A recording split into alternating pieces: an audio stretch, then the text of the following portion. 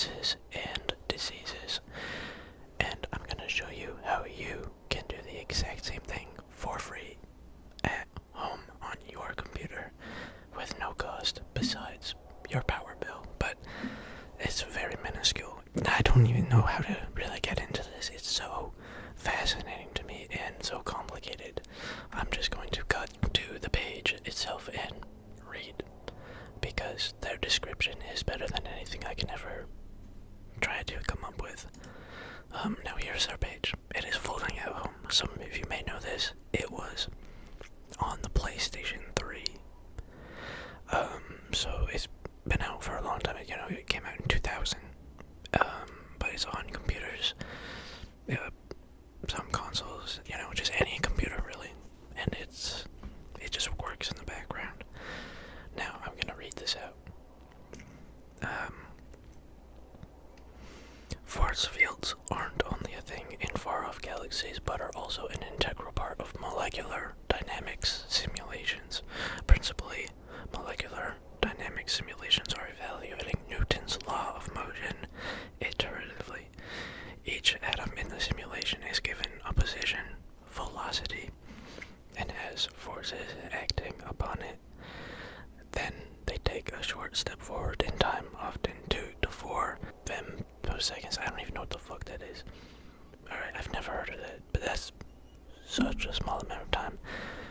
Unfathomably small. Anyways, they update the position of each atom based on the last known position, velocity, and acceleration before re-evaluating the forces acting upon each atom. Repeating this millions to trillions of times or more gives us a physics-based movie of how the atoms are moving, which we use to then give insight into the behavior of our favorite proteins, which is where protein folding comes in, because that's what these simulations are. You are folding proteins millions and trillions of times. One of the fundamental steps of this process is calculating the forces on each atom. The collective model. Holy shit, I'm having a stroke. The collective model describing how to calculate these forces is called a force field. Through the years, many force fields have been derived and refined, each one focusing on improving certain forces and behaviors of the simulation.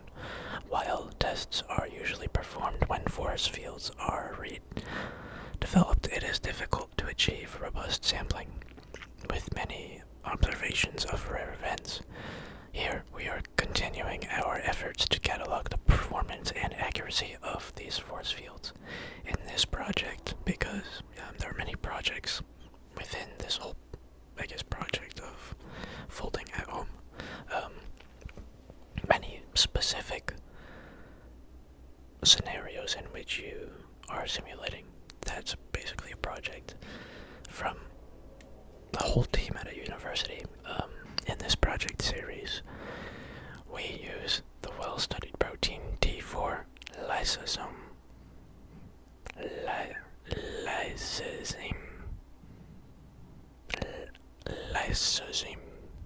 as our test model. Lysosome is an antibacterial protein which destroys bacterial cell walls. Lysosome is an ideal system used for evaluating force fields, as many biophysical measurements have been performed on the system, and several rare conformations, which are folds of the protein, have been observed. We expect our findings in this project series, along with a similar project series, and I list those projects, to provide strong benchmark to improve the accuracy in simulations, both on folding at home, which is where you can find all of this for yourself, as well as in the broader scientific community to come. In this one, they're testing the following force field water combinations in this project series. You can find out about that here. Now, at the bottom it says postdoctoral research associate in Bowman Lab. That is, I believe it's the guy who is behind all this and created it. I know many universities across the US have backed and are supporting this alongside many other individuals, as it is mainly an individualized simulation on your computer. Now, this one is working to understand why the protein APOE is strongly correlated with Alzheimer's disease. Now, if you ask me, that sounds pretty important. Do I actually know what the hell is going on there? No. But, seems pretty important if you ask me. Essentially, I've always been wanting to find a program for my computer that I can just have in the background, and that can be, crunching some real hard numbers and doing something, whether it be beneficial for myself or just society as a whole. And this is exactly what I've been wanting for so long. I finally found it, and I've been doing it myself. So, we'll go back to this view.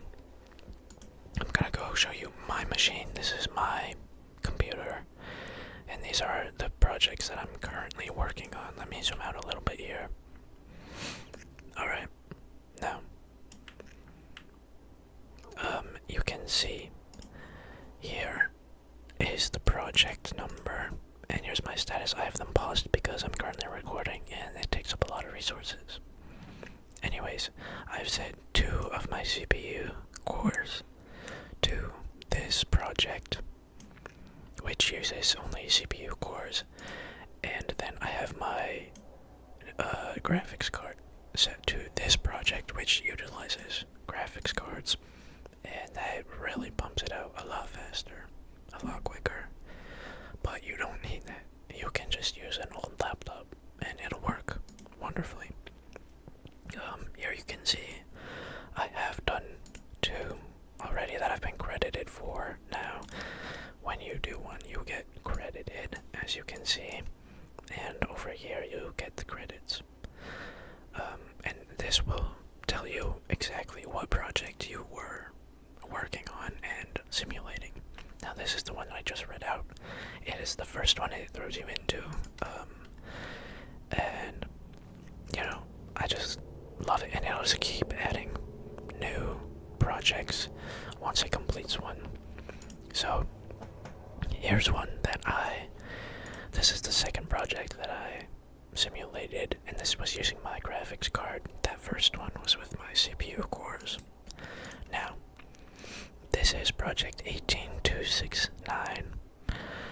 In the response to antigens, antibodies undergo a process called affinity maturation, where they pick up mutations that help increase their affinity for the antigen.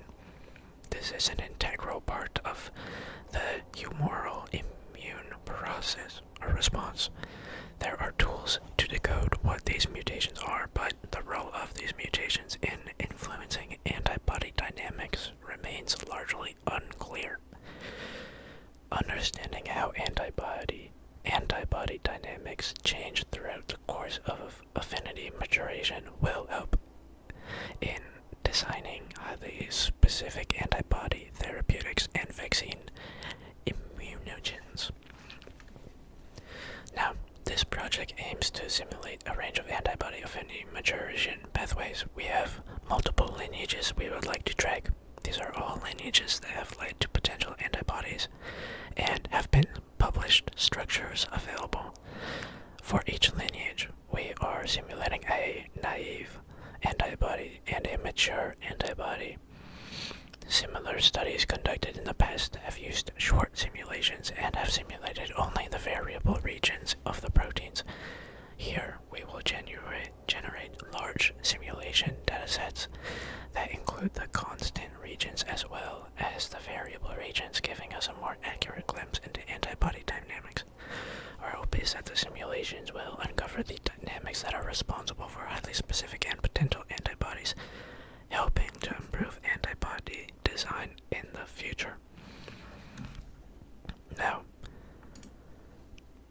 if you're me, that sounds like a lot, and it is.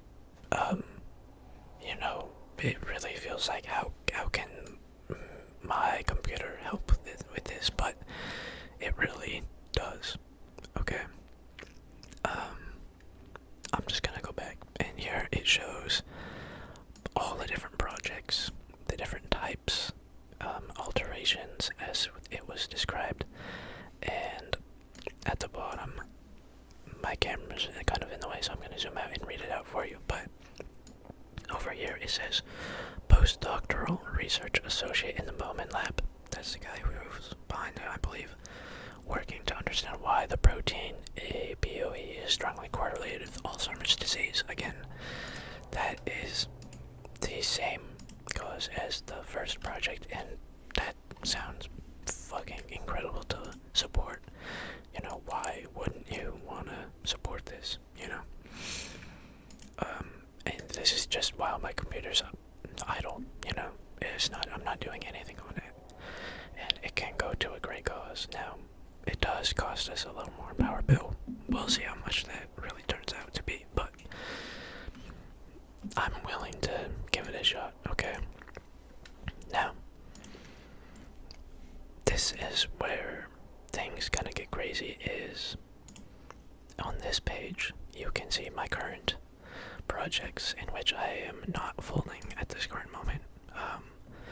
I have paused them all, as this status indicates.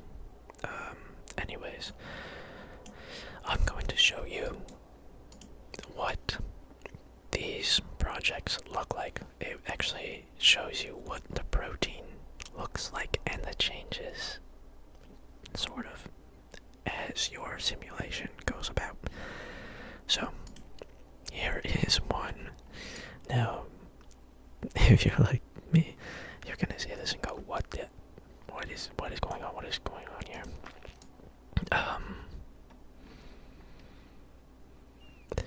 I can't tell you, I'm not the one for that. This is a protein, though. These are all, I think, carbon atom. These are all atoms together to make a protein, okay? Alright, atoms. So many of them. What a complex structure this is. Alright. Now, I'm gonna make it, this one looks a little too much. I like this view a lot. But, you know, going to the frames here, it shows you how it is simulating the movement within. That's pretty cool. I don't know what the hell any of these really are, because I wish I had a more detailed view, but I'm sure, I know for a fact, if I just did some basic research, I could figure it out. And now these are all, I know that these are amino acids. That's what these chains are, I believe. I'm not a science guy, okay? I just want to give to the science community in any way I can. And this is fabulous. So that's that project. Now this one uses my GPU. Now this one has particles all around it. I want to know what those are. Again, I could easily look this up, but I haven't yet. But here is another protein. This one's so complicated. And with all these other particles, I can't really zoom in enough. But, you know, you can see the change.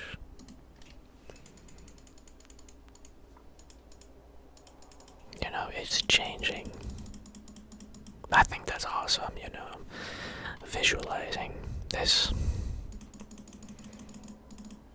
That's awesome, you know, given the opportunity to help cure actual life-threatening viruses and diseases, health complications that people find themselves in all the time, every day, and that are truly life-changing and can be extremely detrimental. And being able to even put a sliver of hope into a cause towards finding the cure for any of this, and how our own protein cells and atoms interact within our own bodies, or how they potentially can interact, is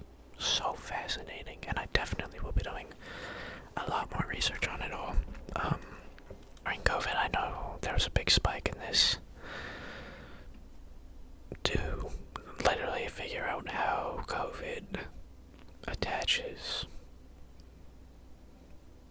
I think.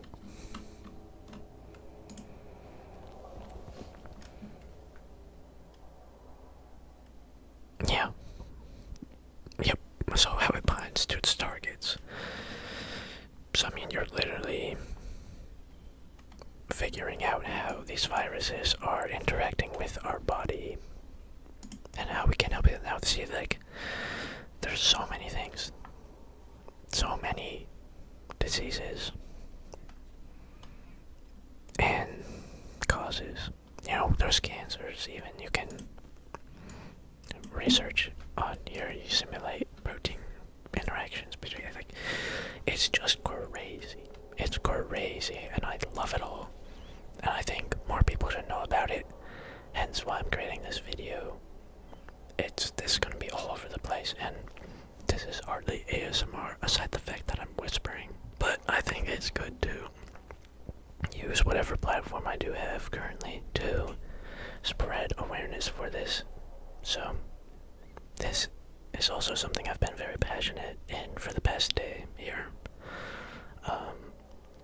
So, please do your own research if you are skeptical. I don't blame you in that at all. It is legitimate.